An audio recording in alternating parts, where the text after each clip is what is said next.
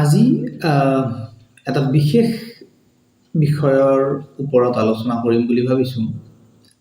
এই সময়খিনিত অসমৰ কাৰণে অলপ প্ৰাসংগিক, অসমত বিষয়টোক লৈ অকণমান চৰ্চা হৈছে যদিও ইয়াৰ আগত এনেকুৱা বিষয়ক লৈ অসমত বৰ বেছি আলোচনা, চিন্তা, চৰ্চা কেতিয়াও হোৱা চকুত পৰা নাই, বা বিশেষকৈ অসমৰ সংবাদ মাধ্যমেও এনেকুৱা বিষয়বোৰত বৰ বেছি কেতিয়াও আগ্ৰহ দেখুওৱা নাই। বিভিন্ন কাৰণত, হয়তো মানুহৰ ৰুচিৰ কাৰণে হ'ব পাৰে, কিন্তু বিষয়টো হঠাতেই অলপ বিতৰ্কৰ কাৰণে সংবাদ মাধ্যমত আহিল। কালি বোধহয় এদিন দুদিন আগত মই হঠাৎ বাতৰি কাকতত এটা খবৰ পালোঁ, কোনোবা এগৰাকী যুৱতী ইউটিউবাৰৰ ওপৰত কোনোবা এটা সংগঠনে গোচৰ দিছে। পডকাষ্ট বুলি কয় যদি সেইটো পডকাষ্ট নহয়, আচলতে ইউটিউবাৰ, যিয়ে নহওক যুৱতী এগৰাকীৰ এটা বিশেষ ভিডিঅ' বা ইণ্টাৰভিউ এটাক লৈ এটা সংগঠনে আৰক্ষীৰ ওচৰত গৈ গোচৰ দিছে, অন্ধবিশ্বাস বিয়পোৱা ইত্যাদি কাৰণত বা ইত্যাদি অভিযোগত। বিষয়টো হ'ল, মই যেতিয়া দেখিলোঁ আচৰিত হ'লোঁ অলপ। মই তেতিয়ালৈকে ভিডিঅ'টো নাই চোৱা। খবৰটোত পালোঁ যে ইলুমিনেটিক লৈ এটা চৰ্চা বা আলোচনা হৈছিল।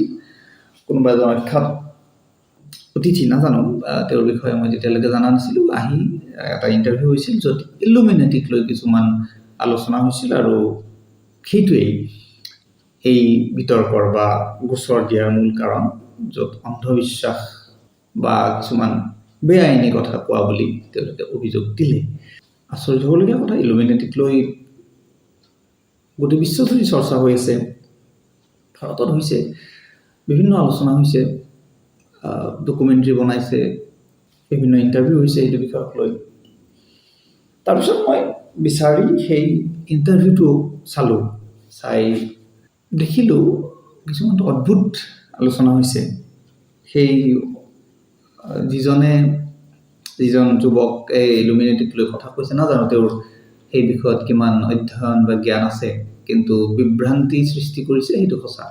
ইলুমিনেটিক লৈ তেওঁ কিছুমান আচহুৱা প্ৰসংগ দাঙি ধৰিছে, আৰু আধা তথ্য আধৰুৱা প্ৰায়খিনি কথা ইলুমিনেটিক লৈ বৰ বেছি একো ডিটেইলছত নাই কোৱা। যিখিনি কৈছে অৰ্ধসত্য আৰু কিছু অতিৰঞ্জিত আৰু নিজে চিন্তা কৰি কোৱা হয়তো কিছু কথা। ভাবিলোঁ মই যিখিনি এনেকুৱা বিষয়ত পঢ়া শুনা বা চোৱা মেলা কৰোঁ, ভাবিলোঁ কিছু আলোচনা কৰোঁ মোৰ এই মাধ্যম যোগে। প্ৰথম কথা, তাতো কৈছে যে ইলুমিনেটিক লৈ ক'তো এনেকৈ পাব পৰা এক তথ্য নাই ডিজিটেল মাধ্যমত। সেইটো এটা ভুল। ঢেৰ এনেকুৱা ভাৰতীয় ইউটিউবতে হওক বা বিদেশৰে হওক, বিভিন্ন চেনেলত ইয়াক লৈ বিভিন্ন কথা বতৰা হৈছে, আলোচনা হৈছে, ইণ্টাৰভিউ আছে, ডকুমেণ্টাৰী আছে ইলুমিনেটিৰ ওপৰত। গুগলত চাৰ্চ কৰিলে পায়, উইকিপিডিয়াত আছে, বিভিন্ন ইনফৰমেশ্যন আছে। যদিও অসমৰ মানুহে সেইটোত অলপ ৰুচি নাৰাখে কাৰণে হয়তো বোধহয় আগ্ৰহ নাই। বহুতৰ হয়তো আছে, বা জনাখিনিয়ে আহি কোৱা নাই, সেইটো বেলেগ কথা। নজনাসকলে আহি কৈছে। এই ক্ষেত্ৰত অকণমান সাৱধান হ'ব লাগে। ইউটিউবাৰবিলাকেও এই ক্ষেত্ৰত অকণমান নিজৰ দায়িত্ববোধ প্ৰদৰ্শন কৰিব লাগে, যাকে তাকে মাতি যাতে যিকোনো বিষয়ৰ ওপৰত তেনেকুৱা আলোচনা নকৰে। প্ৰথম কথা হ'ল, ইলুমিনেটিক লৈ খাটাংকে ক'ব পৰা একো কাৰো হাতত তথ্য নাই। গতিকে সেই যুৱকজনেও যেনেকৈ কৈছে, সেইটো এটা বিশেষ ভুল। ইলুমিনেটি বিষয়টো আমি কোৱা হয় এইবিলাক এটা কনস্পিৰেচি থিয়ৰী বুলি কোৱা হয়, য'ত বিশ্বাস কৰা হয় কিন্তু প্ৰমাণ নাই, এনেকুৱা ধৰণৰ কিছুমান থিয়ৰী। ইলুমিনেটি এটা চিক্ৰেট ছ'চাইটি, গোটেই বিশ্বজুৰি তাৰ প্ৰভাৱ থকা বুলি কোৱা হয়। আকৌ কৈছো কোৱা হয়, তাৰ কোনো প্ৰমাণ নাই। ইলুমিনেটিত কোন আছে তাৰো কোনো প্ৰমাণ নাই। বৰ্তমানে ইলুমিনেটি নামৰ চিক্ৰেট ছ'চাইটিটোই গোটেই বিশ্বজুৰি ব্যপ্ত হৈ আছে বুলি বা তেওঁলোকে কণ্ট্ৰল কৰি আছে বুলি এটা ধাৰণা আছে, বহুতে বিশ্বাস কৰে। সেইটো এটা বিশ্বাস বা সেইটো বহুতৰ এটা প্ৰমাণ থকা বুলি ক'লেও প্ৰমাণ দিব নোৱাৰা এটা বিষয়। কিন্তু আমি জানিব লাগিব যে ইলুমিনেটি যদিও এটা কনস্পিৰেচি থিয়ৰী, তাৰ বাস্তৱ কিবা সত্যতা আছে নে নাই, নে সকলোখিনি কল্পনা, নে সকলোখিনি কনস্পিৰেচি থিয়ৰী কেৱল, নে মানুহৰ কেৱল চিন্তাৰ এটা কল্পনাৰ এটা বিষয়, তেনেকুৱা নিশ্চয় নহয়। অতীতত ইয়াৰ বাস্তৱিক স্থিতি আছিল, মানে ৰিয়েলিটিত তাৰ এক্সিষ্টেঞ্চ আছিল ইলুমিনেটিৰ। আমি যদি আৰম্ভণিলৈকে যাওঁ, হিষ্ট্ৰীলৈকে যাওঁ ইলুমিনেটিৰ, সেই চিক্ৰেট ছ'চাইটিটো জাৰ্মানীত গঠন হৈছিল 1776 1776 চনত জাৰ্মানীত এগৰাকী শিক্ষক প্ৰবক্তা এখন ইউনিভাৰ্চিটি অফ ইংগোলষ্টেড নামৰ এখন ইউনিভাৰ্চিটি আছিল, য'ত প্ৰফেচৰ আডাম হোৱাইটছফ্ট, উচ্চাৰণটো হয়তো মোৰ সঠিক নহ'ব পাৰে, আডাম হোৱাইটছফ্ট এনেকুৱা ধৰণৰ তেওঁৰ নাম আছিল। তেওঁ ধৰ্মীয় ৰিলিজিয়াছ লৰ প্ৰবক্তা আছিল এই ইউনিভাৰ্চিটিখনৰ। তেওঁ কোৱা হয় 4জন বা 5জন তেওঁৰ ষ্টুডেণ্টক লৈ, কিছুমানে 4জন বুলি কয়, কিছুমানে 5জন বুলি কয়, ষ্টুডেণ্টক লৈ 1 মে' মাহৰ 1ম তাৰিখটোত সেই প্ৰথম মিটিংখন হৈছিল। 4-5জন ষ্টুডেণ্টক লৈ প্ৰফেচৰ আডাম হোৱাইটছফ্টে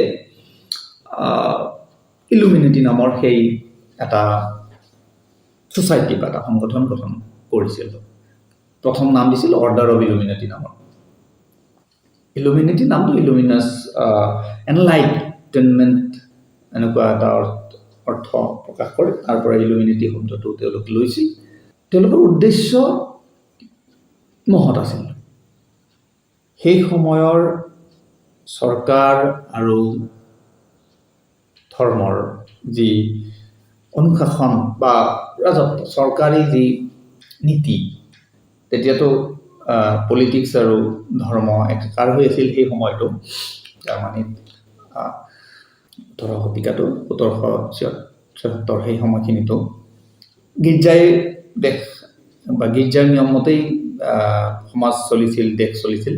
যি হওক, ৰজাঘৰীয়া আৰু গীৰ্জাৰ নীতি নিয়মৰ বিৰুদ্ধে এক তেওঁলোকৰ নতুন এখন নিয়ম, নতুন এখন সমাজ গঠনৰ বাবে সেই ইলুমিনেটি নামৰ সংস্থাটো গঠন কৰিছিল তেওঁলোকে।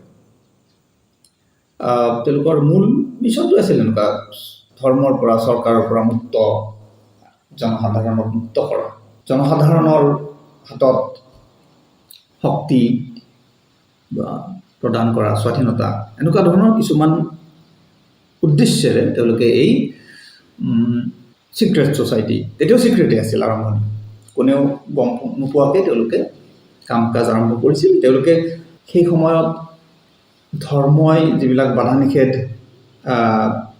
আৰোপ কৰিছিল জনসাধাৰণৰ ওপৰত, তাৰ ভিতৰত কেইটামান উল্লেখযোগ্য কথা আছিল। সেই সময়ত এবৰচনটো তেতিয়া ধৰ্মৰ বিৰুদ্ধে বুলি কৈছিল, সেইটো চৰকাৰে মানে তাৰ ওপৰত বাধা আছিল।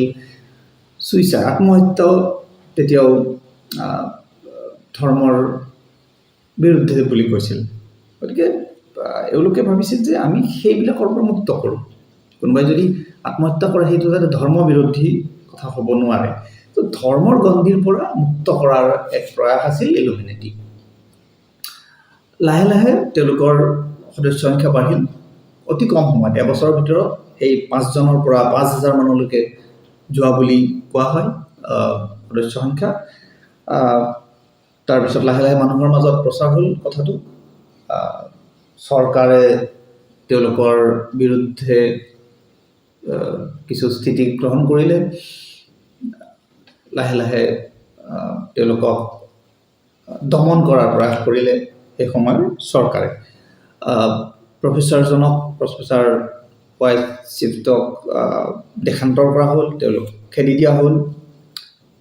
তাৰপিছত হয়তো তেওঁলোকে ভাবিলে যে ইলুমিনাটিটো বন্ধ হ'ল, কিন্তু পিছত গম পোৱা গ'ল যে সেইটো আকৌ তেওঁৰ নেতৃত্বত বা অন্যান্য মানুহৰ নেতৃত্বত সেইটো চলি থাকিল। পিছত প্ৰফেচাৰ হোৱাইটছাই গোটেই কথাখিনি লৈ এখন নিজে গ্ৰন্থ ৰচনা কৰিছিল, ইলুমিনাটিৰ আঁৰৰ উদ্দেশ্য ইত্যাদি। গ্ৰন্থখন অ'পেন মাৰ্কেটত তেনেকুৱা নাছিল, সেইটো চিক্ৰেট আছিল, তথাপি এইটো উদ্ধাৰ হ'ল আৰু সম্ভৱতঃ এতিয়াও জাৰ্মানীৰ মিউজিয়ামত সেই কিতাপখন সংৰক্ষণ হৈ আছে। এইটো হ'ল ইলুমিনাটিৰ আৰম্ভণি পৰ্যায়ৰ কাহিনী। তাৰপিছত সেই ইলুমিনাটি গোটেই বিশ্বজুৰি বিভিন্ন দেশত স্প্ৰেড হৈ গ'ল। সকলো দেশ মহাদেশৰ মানুহ ইলুমিনাটিত যোগ দিলে আৰু লাহে লাহে লাহে ই এক সমগ্ৰ বিশ্বৰ জুৰি থকা এক চিক্ৰেট ছ'চাইটি ৰূপে পৰিগণিত হ'ল আৰু বিশ্বাস কৰা হয় এতিয়াও ইলুমিনাটি গোটেই বিশ্বজুৰি আছে। আৰু তেওঁলোকে অভিযোগ বা মানুহে বিশ্বাস কৰা অনুযায়ী পৃথিৱীৰ আটাইতকৈ শক্তিশালী মানুহবোৰ, ৰাজনৈতিকভাৱে, অৰ্থনৈতিকভাৱে বা বিভিন্ন ক্ষেত্ৰৰ শক্তিশালী বিত্তশালী মানুহবোৰ ইলুমিনাটি নামৰ এই চিক্ৰেট ছ'চাইটিত জড়িত হৈ আছে। কোৱা হয় তেওঁলোকৰ বিভিন্ন মিছন আছে। নিউ ৱৰ্ল্ড অৰ্ডাৰ এটা এষ্টাব্লিছ কৰা তেওঁলোকে চিন্তা কৰে। ওৱান ৱৰ্ল্ড, ওৱান গভৰ্ণমেণ্ট, মানে গোটেই বিশ্বজুৰি এখনে চৰকাৰ, তেওঁলোকৰ চৰকাৰ থাকিব, এনেকুৱা ধৰণৰ এটা বিশ্বাস কৰা হয়। আৰু কিছুমান কনস্পিৰেচি থিয়ৰিষ্টৰ মতে ইলুমিনাটিৰ কিছুমান নতুন নতুন এইটো মিছন বা ভিজন আছে। পৃথিৱীৰ জনসাধাৰণক যিটো আমি বৰ্ধিত জনসংখ্যা, সেইটো কণ্ট্ৰল কৰাৰ তেওঁলোকৰ বিভিন্ন প্ৰজেক্ট আছে। কিছুমান কনস্পিৰেচি থিয়ৰিষ্টৰ মতে লগতে হৈ যোৱা যিটো মহামাৰী গোটেই বিশ্বজুৰি, তাতো কিছুমানে ইলুমিনাটিৰ নামৰ চিক্ৰেট ছ'চাইটিটোৰ হাত থকা বুলি ভাবে বা ওলায়। মহামাৰীৰ পিছত দিয়া বেজীটো পৰ্যন্ত ইলুমিনাটিৰ হাত থকা বুলি বহুতে ক'ব খোজে। কনস্পিৰেচি থিয়ৰিষ্ট, তাৰ কোনো প্ৰমাণ নাই। আনকি বিশ্বৰ বিভিন্ন ডাঙৰ ডাঙৰ ঘটনাৰ লগত ইলুমিনাটিক সংযুক্ত কৰা হয়। আনকি বহুত আগৰ পৰাই তেওঁলোকৰ যেতিয়া এষ্টাব্লিছ হৈছিল তাৰ পিছৰ পৰাই, আনকি ৱৰ্ল্ড ৱাৰ, বিশ্বযুদ্ধ প্ৰথম দ্বিতীয় দুইখনতে ইলুমিনাটিৰ হাত থকা বুলি কোৱা হয়। আনকি ফ্ৰেঞ্চ ৰিভলিউশ্যন ইলুমিনাটিৰ দ্বাৰাই পৰিচালিত এক বিপ্লৱ বুলি কোৱা হয়। আমেৰিকাৰ ৰাষ্ট্ৰপতি জন এফ কেনেডিৰ হত্যাকাণ্ডৰ আঁৰতো ইলুমিনাটিৰ হাত থকা বুলিও কোৱা হয়। এতিয়া প্ৰথম কথা হ'ল, এনেকুৱা চিক্ৰেট ছ'চাইটি ইলুমিনাটিয়ে প্ৰথম নেকি? নহয়। আমি ইলুমিনাটিক জানিব লাগিলে তাৰ আগৰ কিছু কথাও আমি জানিব লাগিব। ইলুমিনাটিটো 1776 হ'ল, তাৰ আগৰ পৰাই কিন্তু আৰু এটা চিক্ৰেট ছ'চাইটি গোটেই বিশ্বজুৰি চলি আছিল, ফ্ৰী মেছন ছ'চাইটি। সেইটো 1717 চনতেই সেইটো প্ৰতিষ্ঠা হৈছিল। সেইটো মিছৰত হৈছিল, ফ্ৰী মেছন ছ'চাইটি। সেইটো এতিয়াও আছে, যদিও সেইটো চিক্ৰেট ছ'চাইটি। তাৰ কিছু কথা কিন্তু চিক্ৰেট নহয়, সেইটো সমাজত মুক্তভাৱে প্ৰচাৰ হয়। কিন্তু তেওঁলোকৰ উদ্দেশ্য, তেওঁলোকে কেনেকৈ কাম কৰে, সেইবোৰ কথা কেতিয়াও মুকলি হোৱা নাই।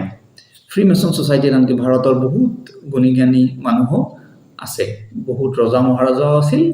আনকি স্বামী বিবেকানন্দ পৰা আৰম্ভ কৰি মতিলাল নেহেৰু, JRD টাটা ইত্যাদি এনেকুৱা ব্যক্তিবিলাকো ফ্ৰী মেছন ছ'চাইটিত জড়িত হৈ আছিল। তেওঁলোকৰ উদ্দেশ্য মহান আছিল। ফ্ৰী মেছন ছ'চাইটি এতিয়াও তেওঁলোকৰ যিবিলাক সদস্য, ফ্ৰী মেছনছ বুলি কয় তেওঁলোকৰ বিভিন্ন অফিচ আছে বিভিন্ন ঠাইত। তেওঁলোকৰ সমাজ সেৱা, সমাজক নতুন ৰূপত আগবঢ়াই নিয়াটো তেওঁলোকৰ এটা উদ্দেশ্য বা মিছন বুলি কোৱা হয়। তেনেকৈ ফ্ৰী মেছন ছ'চাইটি গঠন হৈছিল। ফ্ৰী মেছন ছ'চাইটি কৰিব নোৱাৰা বিভিন্ন কামৰ বাবেই ভবা হ'ল যে ফ্ৰী মেছন ছ'চাইটিৰ পৰা অহিংসা নীতি আৰু এক সুস্থ ধৰ্মীয় পৰম্পৰাৰে পৰিচালিত এটা ছ'চাইটি আছিল, যদিও চিক্ৰেট ছ'চাইটি। যিহেতু ফ্ৰী মেছন ছ'চাইটিৰে পৃথিৱীখন সলনি কৰাৰ যিটো চিন্তা, সেইটো বৰ বিশ্বাসযোগ্য নহ'ল প্ৰফেচাৰ আডাম ৱাইটশ্বিফ্টৰ। চ' তেওঁ অন্য এটা পিছৰ ফালে যে ইলুমিনেটি নামৰ সংগঠনটো বা ছ'চাইটিটো গঠন কৰা বুলি কোৱা হয় বা ভবা হয়। এনেকৈ বিভিন্ন চিক্ৰেট ছ'চাইটি আছে। এতিয়া আমি আজি বহুত ডিটেইলছত এইটো ভিডিঅ'ত হয়তো মোৰ কোৱা অসুবিধা হ'ব, বেছি দীঘলীয়া হ'ব। পিছৰ পৰ্যায়ত কেতিয়াবা এই বিষয়ে আৰু পুংখানুপুংখভাৱে আলোচনা কৰাৰ আমি চেষ্টা কৰিম। আজি যিহেতু মই কথাটো মুঠতে আলোচনা কৰিব খুজিছিলোঁ যে বিষয়টো যিহেতু আহিছে আৰু মানুহৰ যিহেতু কিছু অজ্ঞানতা আৰু দমজা আছে বিষয়টোক লৈ, ভাবিলোঁ চমুকে হাতী মাৰি ভুৰুকাত ভৰোৱাৰ দৰে কথাখিনি পাতোঁ। এতিয়া চিক্ৰেট ছ'চাইটি বুলি কোৱাৰ লগে আৰু কিছুমান কথা ইয়াত আহি পৰে। আমি কেৱল ইলুমিনেটিৰ এই যে পৃথিৱীখন কণ্ট্ৰল কৰি আছে বা নতুন চৰকাৰ গঠন কৰি আছে, বিশ্ব চৰকাৰ, ওৱান ৱৰ্ল্ড গভৰ্ণমেণ্টৰ তেওঁলোকৰ যি চিন্তা সেইটো আছে, তেনেকুৱা বুলি আমি ক'ব নোৱাৰোঁ। তেনেকুৱা বিভিন্ন চিক্ৰেট ছ'চাইটি এতিয়াও আছে, যাৰ বিষয়ে মানুহে জানে অথচ চিক্ৰেট। তেনেকুৱা এটা বিল্ডাৰবাৰ্গ ছ'চাইটি বা বিল্ডাৰবাৰ্গ গ্ৰুপ নামৰ এটা গ্ৰুপ আছে, য'ত বছৰে তেওঁলোকৰ মিটিং হয়। মিটিংখন ৰাজহুৱাভাৱে মানে খবৰটো ৰাজহুৱা হয়, কিন্তু তেওঁলোকৰ ভিতৰত কোন মানুহ আছে, কি আলোচনা হৈছে, কোনেও নাজানে। বহুতে সন্দেহ কৰে বিল্ডাৰবাৰ্গ মিটিং বা গ্ৰুপটোৰো এটা চিক্ৰেট ছ'চাইটি আৰু চিক্ৰেট মিছন আছে গোটেই পৃথিৱীখনক তেওঁলোকৰ মুঠিত ধৰি ৰখা। তাতো বিশ্বৰ আটাইতকৈ ধনী ধনী আৰু শক্তিশালী মানুহখিনি সেই গ্ৰুপত থকা বুলি জানে। মানুহে ভাবে নহয়, এইটো খবৰ ওলায়। বিল গেটছৰ পৰা আৰম্ভ কৰি বিল ক্লিণ্টনৰ পৰা আৰু বিভিন্ন ধৰণৰ মানুহ তাত জড়িত হৈ আছে। যিদৰে ইলুমিনেটিক এই ক্ষেত্ৰত কোৱা হয় বিভিন্ন শক্তিশালী মানুহ থকা বুলি। তেনেকুৱা আৰু এটা ইলুমিনেটিৰ লগত বহুতে সেইটোকো জড়িত কৰিব খোজে। বিশ্বৰ আটাইতকৈ ধনী যিটো পৰিয়াল, যদিও আমি বিশ্বৰ ধনী মানুহৰ তালিকা মাজে মাজে একোখন ওলায়, আমি যেনেকৈ ইলন মাস্ক বা কিছু মানুহৰ কথা জানো, সেইবোৰ এই যে বিশ্বৰ আটাইতকৈ ধনী পৰিয়ালটো ৰথচাইল্ড ফেমিলি বুলি কোৱা হয়, তেওঁলোকৰ তুলনাত বাকী ধনী মানুহবিলাক এটা ধূলিৰ সমান, নগণ্য। ৰথচাইল্ড ফেমিলিৰ বিষয়ে যিসকলে আগ্ৰহী, তেওঁলোকে এই বিষয়ে অধিক পঢ়া শুনা বা চোৱা মেলা কৰিব পাৰিব। ইউটিউবত বিভিন্ন ভিডিঅ' আছে ৰথচাইল্ড ফেমিলিৰ ওপৰত। তেওঁলোকৰ হাতত যিমান সম্পত্তি আছে, কোৱা হয় যে পৃথিৱীৰ সমস্ত যিখিনি ধন সম্পত্তি তাৰ প্ৰায় ৭৫ পৰা ৮০% তেওঁলোকৰ হাতত আছে। বাকী ২০-২৫% বাকী পৃথিৱীৰ অন্যান্য মানুহৰ হাতত বা চৰকাৰৰ হাতত বা ধনী মানুহৰ হাতত আছে। তো ৰথচাইল্ড ফেমিলি ইমানে ধনী, তেওঁ এইটো বিশ্বৰ সৰ্বশ্ৰেষ্ঠ ধনী ব্যক্তি। ইলন মাস্কৰ দৰে হাজাৰটা মানুহক কিনি লৈ যাব। আমি যে আম্বানী আদানীটো তেওঁলোকৰ তুলনাত কোনো নগণ্য একোটা সম্পত্তি তেওঁলোকৰ। তো ৰথচাইল্ড ফেমিলিৰ তেওঁলোকৰ হিষ্ট্ৰী আজি আৰু ইমান ক'বলৈ অসুবিধা হ'ব, বহুত দীঘলীয়া হৈ যাব। বেংকৰ পৰা আৰম্ভ কৰি ইভেন প্ৰতিটো ডাঙৰ ডাঙৰ বেংকত তেওঁলোকৰ কব্জা, তেওঁলোকৰ ৰাজত্ব বা যি কণ্ট্ৰল আছে, তেওঁলোককো কোৱা হয়। যেনেকৈ ইলুমিনেটিয়ে বিশ্বযুদ্ধৰ আঁৰত থকা বুলি কোৱা হয়, ৰথচাইল্ড ফেমিলিক কোৱা হয় তেওঁলোকেই বিশ্বযুদ্ধৰ আঁৰৰ মূল শক্তি আছিল। যুদ্ধ লগাই তেওঁলোকে নিজৰ লাভ, নিজৰ মুনাফা আদায়ৰ চেষ্টা কৰিছিল। জন এফ কেনেডিৰ মৃত্যুৰ আঁৰত কিছুমানে আকৌ ৰথচাইল্ড ফেমিলিৰ নামো জড়িত কৰে।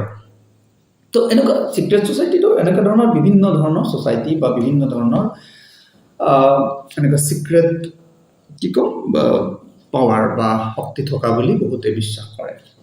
এতিয়া কথা হ'ল, এইবিলাকৰ লগত কিবাকে যিহেতু এইবিলাক কনস্পিৰেচি থিয়ৰী বিভিন্ন থিয়ৰিষ্টে তাত কিছুমান নিগেটিভ কথাও সোমাই দিয়ে এতিয়া ইলুমিনেটিড যেনেকৈ অসমৰ সেই ভিডিঅ'টোত আলোচনা কৰিছিল কিছুমান বেচলেছ কিছুমান যুক্তিহীন কথাও কৈছে তেজ মানুহৰ ডিঙি কাটি তেজ খোৱা এইবিলাক একেবাৰে অযুক্তিকৰ আৰু প্ৰমাণহীন আৰু একদম নিজৰ চিন্তাৰে কোৱা কিছুমান কথা সেইটো বাৰু ক'বই লাগিব কিন্তু বহুতে ইলুমিনেটিৰ লগত কিছুমান নিগেটিভ এনাৰ্জিক জড়িত কৰে কোনো প্ৰমাণ নাই কিন্তু বহুতে কৰে চেতানৰ পূজা কৰা বুলি কয় ইত্যাদি ইত্যাদি কথাবিলাক কয় তেওঁলোকৰ চিম্বলটো বাৰু আৰম্ভণিৰ পৰা কোৱা হয় তেওঁলোকে যেতিয়া জাৰ্মানীত গঠন হৈছিল তেওঁলোকে তেতিয়াও এটা চিম্বল লৈছিল ফেঁচাটো লৈছিল তেওঁলোকৰ সেই সময়ৰ ফেঁচা আছিল জ্ঞানৰ দেৱীৰ বাহন এনেকুৱা আমাৰ ইয়াত লক্ষ্মীৰ বাহন তেওঁলোকৰ তাত জ্ঞানৰ দেৱীৰ বাহন বুলি মই ক'ৰবাত পোৱা মনত পৰে পাহৰিলোঁ একজেক্টলি চ' তাৰপিছত ইলুমিনেটিৰ যিটো চিম্বল মই থাম্বনেইলত সেই চিম্বলটো দিছোঁ ত্ৰিভুজ এটা পিৰামিডৰ দৰে ত্ৰিভুজ এটাৰ মাজত চকু তো তেওঁলোকে কয় যে সেই চকুটোৰে তেওঁলোকে জ্ঞানৰ চকু বুলি কয় কিছুমানে কয় তেওঁলোকে গোটেই বিশ্বখন তেওঁলোকে চাই আছে মনিটৰ কৰি আছে এনেকুৱা ধৰণৰ কিছুমান কথা কোৱা হয় তো ত্ৰিভুজ এটাৰ মাজত এটা চকু হ'ল ইলুমিনেটিৰ চিম্বল আৰু কোৱা হয় হাতেৰে তেওঁলোকে এটা চিম্বল এই ভিডিঅ'টোত বাৰু ভুলকৈ দেখুৱাইছিল ল'ৰাজনে তেওঁলোকক এইটো এনেকুৱা এটা চিম্বল কোৱা হয় যি ইলুমিনেটিৰ মেম্বাৰসকলে হাতেৰে বিভিন্ন স্থানত দেখুৱায় হলিউডৰ বিভিন্ন ষ্টাৰ বহুত ছিংগাৰ মাইকেল জেকছনৰ নামো ইলুমিনেটিৰ লগত বাৰু জড়িত কৰে সেইটো সঁচা কথা আছিল বহুতে কয় আকৌ কৈছোঁ এইবিলাক অভিযোগ এইবিলাক মানুহে কোৱা কথা বিশ্বাস প্ৰমাণ কাৰো নাই এতিয়াও বিভিন্ন পপ ষ্টাৰৰ নাম ইলুমিনেটিৰ লগত